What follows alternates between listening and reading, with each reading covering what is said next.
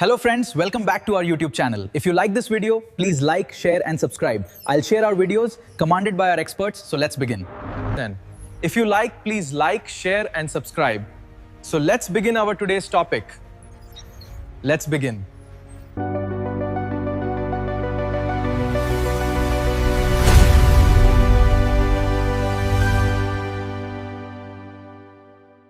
On Wednesday, June 10th, 2026, a massive and unexpected server failure instantly incapacitated Google's standalone AI assistant globally. Users worldwide reported a total lockup across both the Gemini web interface and mobile applications. Platforms displayed persistent 1076 and 1099 server-side errors, blocking all attempts to generate text or code. At that exact same moment, Google Search operated without a single dropped packet. Core utilities, including traditional keyword searches, back-end index crawling, and the standard web results page, functioned normally with zero downtime. Integrated features like AI mode and AI overviews also remained completely stable during the disruption. Billions of traditional and AI-enhanced search queries flowed freely across the network, while the standalone consumer chatbot remained completely paralyzed by the failure. The survival of AI overviews contradicts the standard assumption that interconnected software ecosystems share identical vulnerabilities. Search survived because of deliberate distributed systems decoupling and aggressive fault tolerance. Understanding this paradox requires analyzing how enterprise-level applications integrate features without integrating their underlying failure states. In a tightly coupled monolithic architecture, every component of a system is interconnected. Monolithic architectures rely on unified, shared compute clusters to process all active applications simultaneously. Placing Search and Gemini on the same infrastructure means two paths feeding one central computing pool. If a compute-heavy LLM locks up, it consumes every cycle resolving the error. This drain chokes out other processes, dropping external crawling and standard web requests. This mechanism is a cascading failure, where one application's resource exhaustion monopolizes the entire server farm. The extreme mathematical demands of generative AI make it far more volatile to host alongside lightweight web retrieval. Had Google utilized standard shared compute infrastructure, the 1076 and 1099 errors would have inevitably triggered a total global search blackout. To understand why that didn't happen, we have to look specifically at the AI overviews housed within the search results page. These integrated features run on Gemini-class architecture, yet they never went offline. It's easy to assume that sharing a model name implies sharing the same back-end application servers. In reality, there is a fundamental difference between deploying a mathematical neural network model and running an application front-end. A user interface visually blends two distinct products living on entirely different hardware. Beneath that single UI layer, the architecture reveals a strict separation at the routing level. Sharing model weights across features doesn't require routing them to the same compute cluster. Search engineers explicitly decoupled the user experience integration from back-end infrastructure dependency. The integrated AI mode is a visual layer. Beneath the glass, it operates with complete back-end isolation. Post-mortem data confirms Google utilized a model of isolated server pipelines. These are dedicated computational tracks that share no memory, storage, or processing overhead. Network load balancers route incoming traffic to strictly assigned pipelines before compute ever occurs. Google established three main pipelines: standalone Gemini, index crawling, and Search's AI features. Thick walls slam into place between them, preventing any crossover of traffic or compute requests.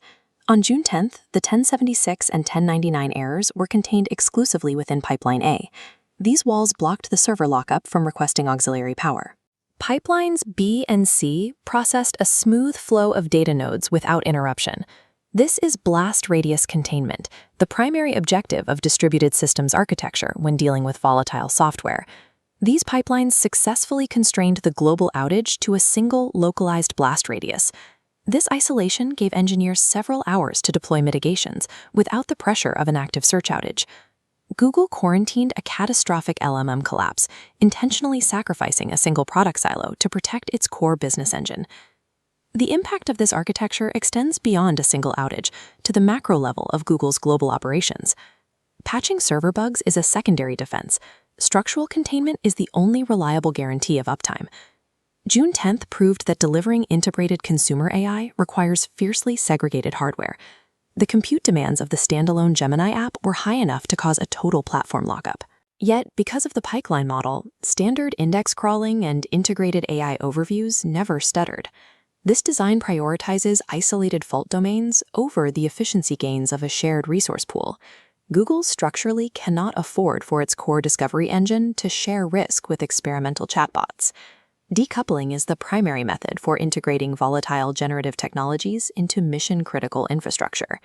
The unseen structural choices of site reliability engineers are the only thing standing between isolated bugs and global blackouts. A system's true resilience is not defined by how seamlessly its features work together, but by how rigorously its underlying infrastructure is kept apart.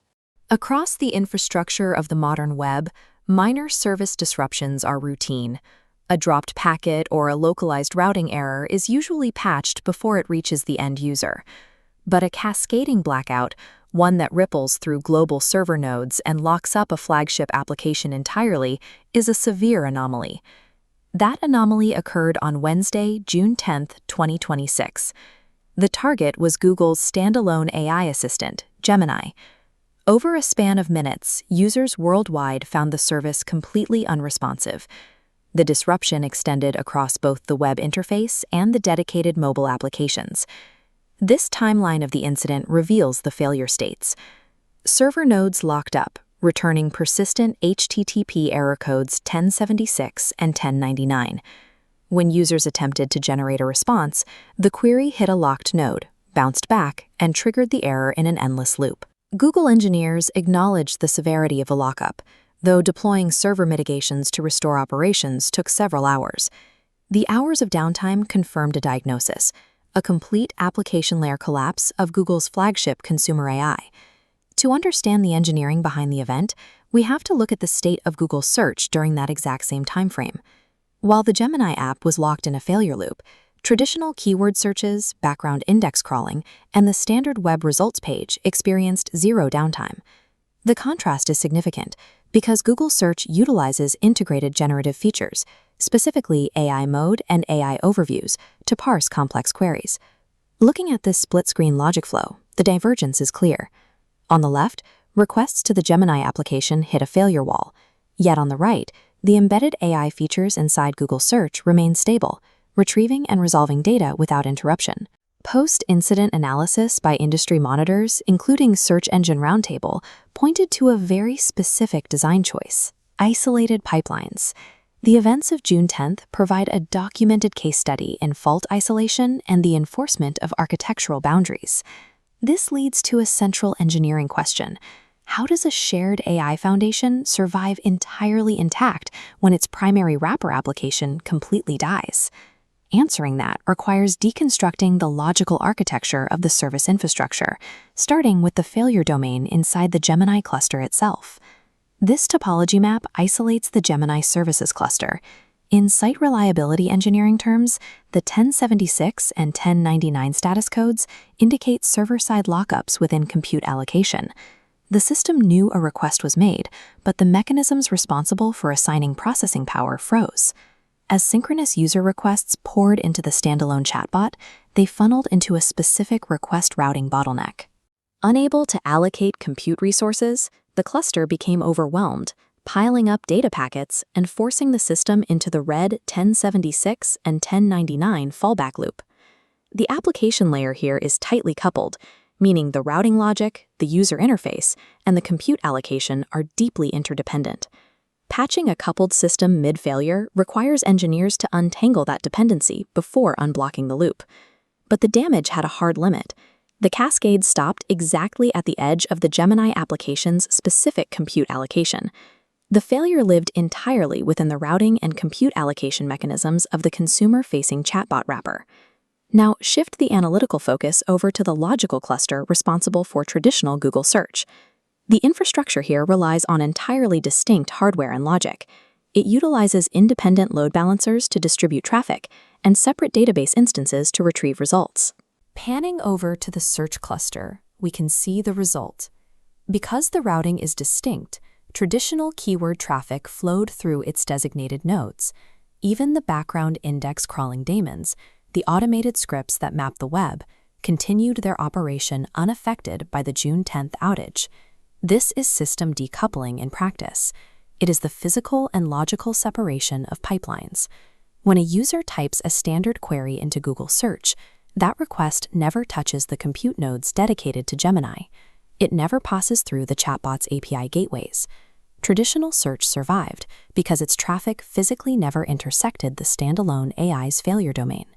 That explains standard keyword searches, but it leaves a complication: the survival of the embedded AI overviews working inside the search interface.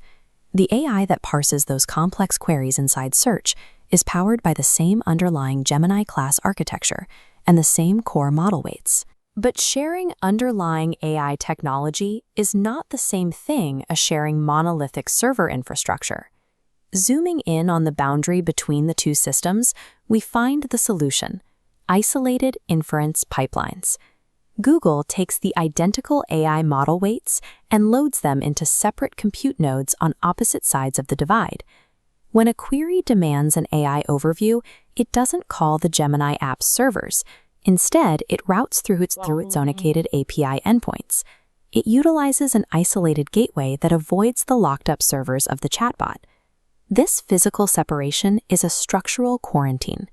Even if a massive traffic spike causes a 1099 lockup on the chatbot side, there is no physical wire or shared logic gate that allows that lockup to bleed into the search inference nodes. To maintain constant availability, the load balancing for the search AI cluster is handled independently from the consumer app. The system provides a definitive engineering insight. Feature integration does not necessitate infrastructure integration. Maintaining separate pipelines requires replicating hardware and resources.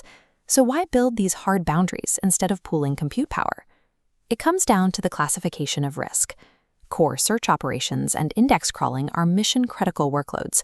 They guarantee the company's primary revenue stream. Conversely, the traffic and compute demands of a standalone consumer AI chatbot are volatile and prone to sudden spikes. This data flow comparison illustrates the risk. Allowing an erratic, violently spiking volatile load to share resources with a predictable mission-critical pipeline risks overflowing the container and bringing down both systems simultaneously. By utilizing the bulkhead pattern, engineers protect the primary web discovery tool from the unpredictable nature of generative AI request cycles. System decoupling is a deliberate business protection strategy.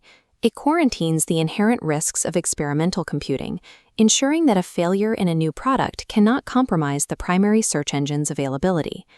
As engineering mitigations took hold on June 10th, the global network eventually stabilized, bringing the Gemini application back online. The event demonstrated the practical effect of isolated pipelines under catastrophic conditions. It highlighted the contrast between a synchronous, tightly coupled consumer application pipeline and a decoupled core discovery pipeline. Distributing AI capabilities across an ecosystem must be executed through logical separation, rather than monolithic design.